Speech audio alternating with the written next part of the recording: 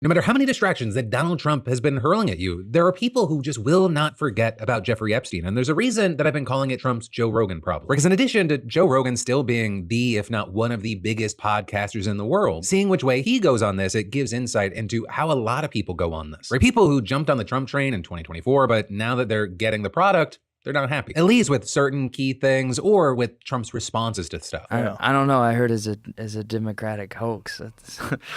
Yeah, I don't think that's true. But well, it's certainly not a hoax if you go to jail. Certainly not a hoax if Ghislaine Maxwell's in jail too. So like she's in jail for sex trafficking. Excuse me, she's in jail for sex trafficking. But the question is to who? Who's she in jail? Who, you have to be sex trafficking to somebody in order to go to jail, right? Yeah. So who? Because that's definitely not the first time that Joe Rogan has criticized Trump's response to the Epstein scandal. And if things keep going the way they're going, it probably won't be the last. Right? Especially because now 3 federal judges have all shot down the Justice Department's request to unseal the grand jury transcripts from the Epstein and Maxwell case. Last month, the first judge in Florida denied it, saying that the request falls outside the bounds of narrow exceptions to rules about unsealing testimony. Then last week, the second judge in New York said that nothing new would be revealed from the documents, that the public would come away feeling disappointed and misled, and that the request was simply a diversion tactic. And then finally, yesterday, another judge in New York said that the grand jury transcript, quote, pales in comparison to the Epstein investigative information and materials already in the DOJ's possession. Or because the transcript, it's only about 70 pages long. The Epstein files proper, they're about 100,000 pages. And so you have the judge arguing the government is the logical party to make comprehensive disclosure to the public of the Epstein file. And adding, by comparison, the instant grand jury motion appears to be a diversion from the breadth and scope of the Epstein files in the government's possession. The grand jury testimony is merely a hearsay snippet of Jeffrey Epstein's alleged conduct. And for that very reason, it was unlikely that the transcripts would have satisfied Trump's critics anyway, which is why Congress has already begun issuing subpoenas for the actual Epstein files. And in fact, the DOJ's deadline to send the files over to the House Oversight Committee was Tuesday. But the committee's chairman, GOP Representative James Comer, said on Monday that the White House would begin handing over the documents this Friday, right, which is tomorrow. With him writing, there are many records in DOJ's custody, and it will take the department time to produce all the records and ensure identification of victims and any child sexual abuse material are redacted. Though there, you have many noting that way back in March, Pam Bondi reportedly directed the FBI to prepare the files for release, with agents working around the clock, overnights, and weekends to redact sensitive information. So you have people saying it's unclear why they needed more time this week. Plus, it's unclear whether the committee is receiving all of the files, and it could take a long time for them to be shown to the public. Meanwhile, Ghislaine Maxwell's testimony, which was originally scheduled for mid-August, has been postponed while she appeals her case to the Supreme Court. Also, you have 3 former attorneys general testifying before the month's up, followed in September and October by several more officials, including Bill and Hillary Clinton. Also, you've got Republican Thomas Massie and Democrat Ro Khanna planning to bring some of Epstein's victims to Washington for a press conference on September 3rd, which also happens to be the day that Congress returns from its summer recess, so that could bring Epstein back into the spotlight just as Republicans are coming back to Capitol Hill. And according to the 2 lawmakers, several of the victims will speak about their experiences publicly for the first time, or likely adding to the chorus of victims and their families who criticized Trump's bungling of the case, including Virginia Giuffre's brothers. With Trump there so far biting his tongue, though in private he's allegedly becoming annoyed at their statements, with 2 sources telling the Rolling Stone last week that Trump had repeatedly criticized Epstein's accusers and their families, claiming that they were just trying to make him look bad. And at times he reportedly accused them of clearly having a Democrat political affiliation, while wondering aloud if some of them are coordinating with prominent liberal attorneys or groups. And actually, the journalist who broke that story told MSNBC, whatever is going on the political or personal landscape,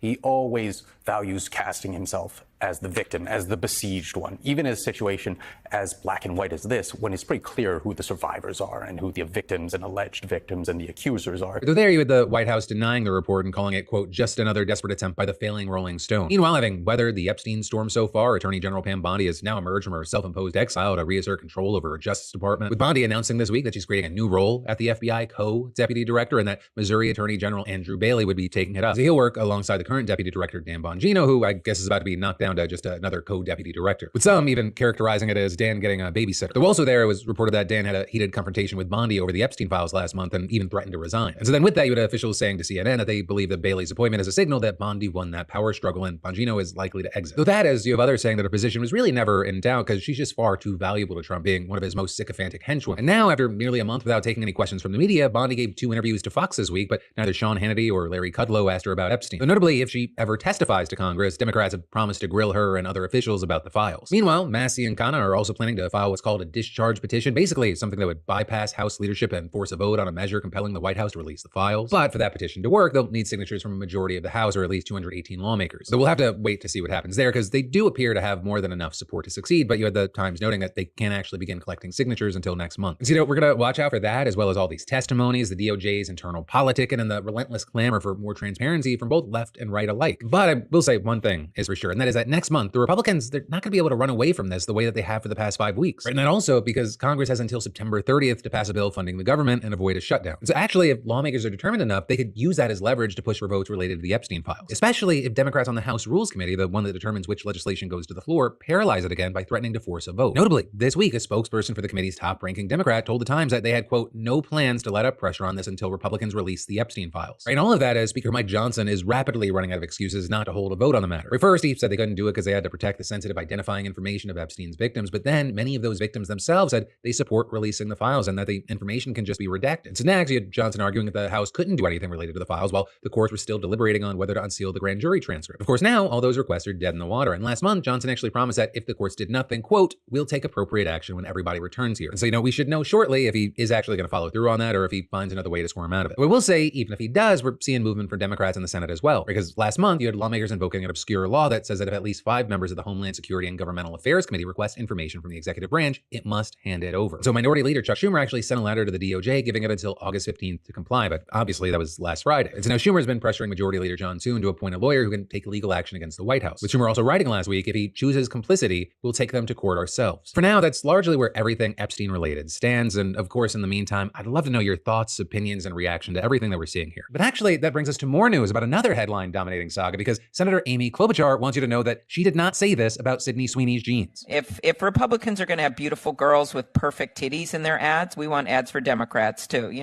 We want ugly, fat bitches wearing pink wigs and long-ass fake nails being loud and twerking on top of a cop car at a Waffle House. Just because we're the party of ugly people doesn't mean we can't be featured in ads. So that, I'd hope, if you looked at the video, is a pretty obvious deepfake. The senator did not say any of that, but the deepfake got so circulated that Klobuchar just wrote an op-ed for the New York Times. 1, to note that it wasn't real, and 2, to warn about the dangers of AI. What they're saying, as anyone would, I wanted the video taken down or at least labeled digitally altered content. It was using my likeness to stoke controversy where it did not exist. It had me saying vile things. Studies have shown that people who see this type of content develop lasting negative views of the person in the video, even when they know it's fake. And on the note of the video, you had TikTok taking it down, Meta labeling it as AI, and X/Twitter refusing to do any of those things. Instead, suggesting that she try to get a community note on it, but really not helping her in that effort. And so you had Klobuchar continuing. For years, I've been going after the growing problem that Americans have extremely limited options to get unauthorized deepfakes taken down. But this experience of sinking hours of time and resources into limiting the spread of a single video made clear just how powerless we are right now. And asking, why should tech companies' profits rule over our rights to our own images and voices? Right, and this, as she noted, it's just the tip of the iceberg. Deepfakes, they're becoming more and more common, and they're often much more serious than just talking about Sydney Sweeney's American Eagle controversy. So interesting, with that controversy, it did cause a small wave of AI being used against Democrats. Because Klobuchar wasn't alone. There was that one of AOC previously. And the American Eagle Jeans campaign is blatant Nazi propaganda.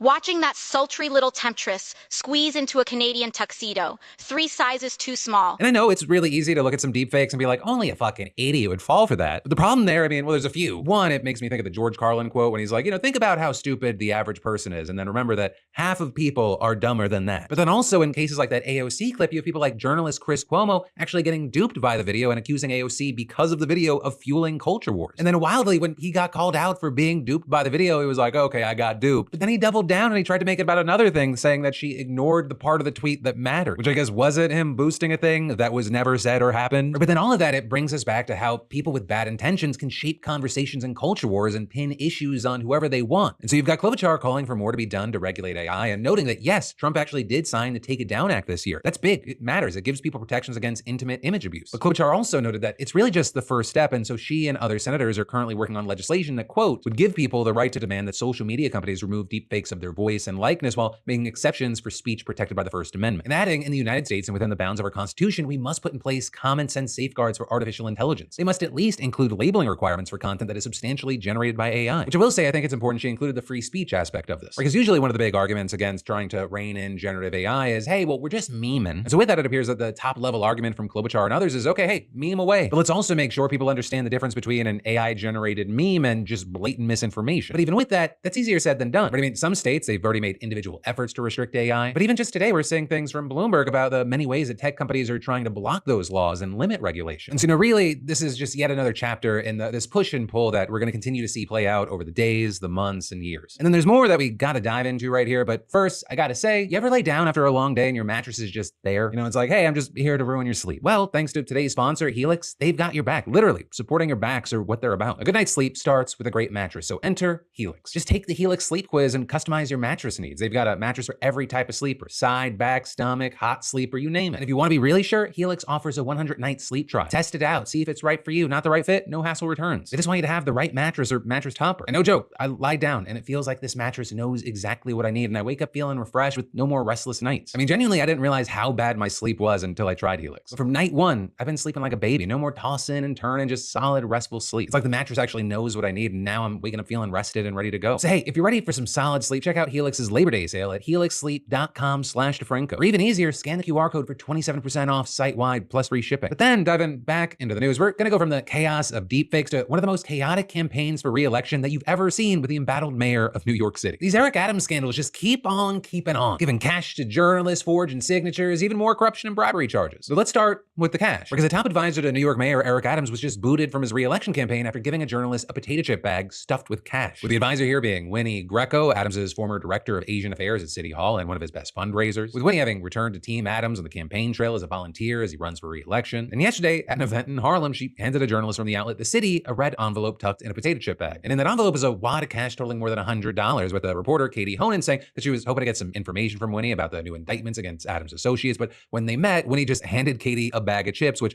the reporter tried declining, but Winnie reportedly just walked away. And then when Katie opened the bag, she said that she found the cash and immediately tried calling to return it. So I initially hoped it was a note, a tip, and then I looked and I go, oh my God, it's money. And according to Katie, Winnie laughed at the attempt to return the cash, and that's when Katie took the envelope to her editors and told them the whole story. From there, the outlet reporting the incident to the city's Department of Investigation, and federal prosecutors in Brooklyn contacted the outlet's lawyers, with them then taking the bag with the envelope and cash in it. And as you can imagine, the campaign was quick to try to do some damage control, with a spokesperson saying they were shocked and adding, Winnie Greco holds no position in this campaign and has been suspended from all volunteer campaign-related activities, and saying that Adams has, quote, always demanded the highest ethical and legal standards. And then as far as Winnie's side, her attorney said that it is customary in Chinese culture to give reporters cash, and saying that it was a gesture of friendship and gratitude. And that's also exactly what Winnie told the outlet whose reporter she gave the cash to, insisting it was cultural and asking them not to publish about it. With her attorney saying, I can see how this looks strange, but I assure you that Winnie's intent was purely innocent. Winnie is apologetic and embarrassed by any negative impression or confusion this may have caused. But whether you believe that or not, we should talk about the information that the reporter was actually looking for from Winnie, which is really anything about the indictments coming down the pipeline for several of Adams's close associates and supporters. Though I will say, notably, it doesn't include the mayor himself, but it does include his closest political ally and former chief advisor, Ingrid Lewis Martin, and her son. Because Ingrid, she's facing some bribery charges that accuse her of exchanging political favors for cash, home renovations, and a speaking role on a TV show, with her accused of accepting more than $75,000 in bribes during her tenure as one of the most powerful people in New York City. And she's been hit with a total of 4 counts of conspiracy and bribe receiving, and that's on top of the wave of bribery charges from last year that resulted in her resigning from her position in December. And with this, you had Manhattan District Attorney Alvin Bragg saying, we allege that Ingrid Lewis Martin engaged in classic bribery conspiracies that had a deep and wide-ranging impact on city government. As alleged, Lewis Martin consistently overrode the expertise of public servants so she could line her own pockets. So then with that, you had a statement from Ingrid's lawyers responding and saying, Ingrid Lewis Martin is facing charges classified at the lowest level of felony in our justice system. Her only so-called offense was fulfilling her duty, helping fellow citizens navigate the city's outdated and often overwhelming bureaucracy. At no point did she receive a single dollar or any personal benefit for her assistance. We will vigorously fight these charges and ensure that the facts prevail. But Ingrid is also not alone here. There are also charges against Adams' friend and former state senator Jesse Hamilton, who Adams put into a powerful position in the city, as well as siblings Gina and Tony Argento, major supporters and donors to Adams. So again, there we saw similar proclamations of innocence from their representatives. But also a huge thing is that this latest cascade of legal drama, it's happening as Adams is frantically trying to sanitize his public image while he lags behind in the polls. And so with all this, you had a spokesperson for his campaign saying Mayor Adams was not involved in this matter and has not been accused of or implicated in any wrongdoing. He remains focused on what has always been his priority, serving the 8.5 million New Yorkers who call this city home and making their city safer and more affordable every single day. But they're then reiterating specifically that Ingrid Lewis Martin no longer works for the administration. But then also, as that's playing out and we're waiting to see how it develops, I mean, there's also another Adams scandal we have to talk about. A few weeks ago, The Gothamist published a report claiming that his re-election campaign submitted faked and fraudulent petition signatures to get him a spot on the ballot as an independent. But because under state law, Adams needed at least 7,500 signatures from voters who wanted him to run as an independent. And to get those signatures, Adams' campaign reportedly hired several companies to send employees across the city and gather signatures from registered voters supporting Adams' re-election. But according to The Gothamist, there were some corners cut. With them reporting that an executive from one of those companies said that he told the campaign they should run quality control measures beyond just, the signature from the gatherer promising they were all legit. With the executive then saying the campaign rejected the idea. And as far as the campaign, they responded to the Gothamist inquiry saying they expected the companies to follow the law. But then with that, promising they'll be investigating themselves. And as far as what they'd be investigating, when the Gothamist reviewed the petition, they reportedly found 52 signatures that were fraudulently obtained or outright forged, with thousands more that weren't properly vetted. They also said they found issues like strikingly similar handwriting between residents of a specific building, or just dubious numbers coming from campaign workers, or things like one who reportedly got 700 signatures in a single day. And the Gothamist saying they spoke to several people who had seemingly signed this petition, but